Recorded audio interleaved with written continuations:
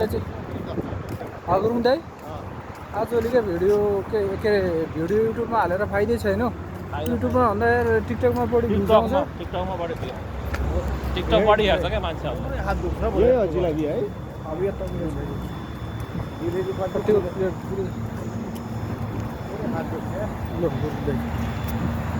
गुरुङ दाइ सबै लाइभ गइरहेको होइन हो रेकर्ड यो चाहिँ गुरुङ दाइलाई थाहा छ कि यो चाहिँ के भन्छ अरे टिकटकमा के अरे युट्युबमा भन्दा टिकटकमा भ्युज बढी जाने चाहिँ किन होला? बढी चलाउँछ मान्छेहरूले। अब युट्युबमा त के भन्छ अरे गिफ्ट पनि माग्दैन होइन, हामीले अर्कोलाई फलोवर पनि भन्दैनौँ होइन। अब कस्तो हुन्छ भने त्यसलाई युट्युब के भन्छ उसमा चाहिँ के भन्छ टिकटकमा चाहिँ त्यसलाई पनि फलो गर्नु पऱ्यो अनि त्यसको साथीलाई नै फलो गर्नु पऱ्यो। त युट्युबमा चाहिँ के गर्नु पऱ्यो, क्लिक गरिदिए भयो, सब्सक्राइब गरिदिए भयो, अनि गिफ्ट पनि दिनु पऱ्यो। त्यो हेर्नु क्या यार यो के भन्छ अरे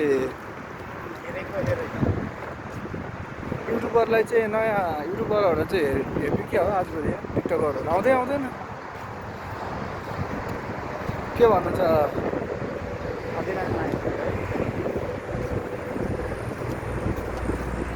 म चाहिँ झन् अगाडि बनाएर के अरे भिडियो बनाउँछु भनेको मभन्दा अगाडि जान्छ त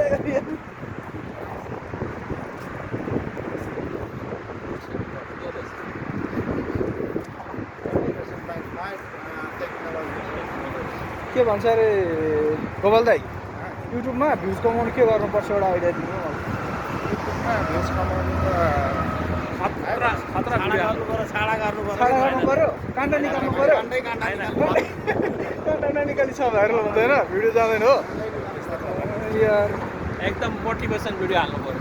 मोटिभेसन भिडियो त यार आज हेर्दैन मोटिभेसन काम लाग्ने कुरा त्यो हेर्दैन क्या।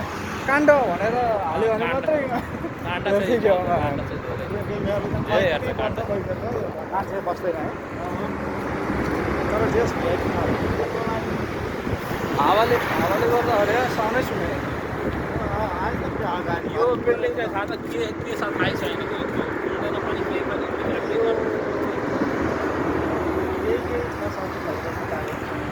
छ के छ कसै थाहा पहिला खुलेको नि थिएन। हाम्रो अन्डरग्राउन्डमा छिरेको पनि भिडियो हो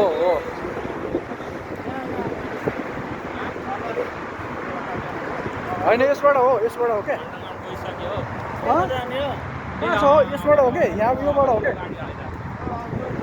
त्यो गाडीबाट त्यो ऊ त्यहाँबाट होइन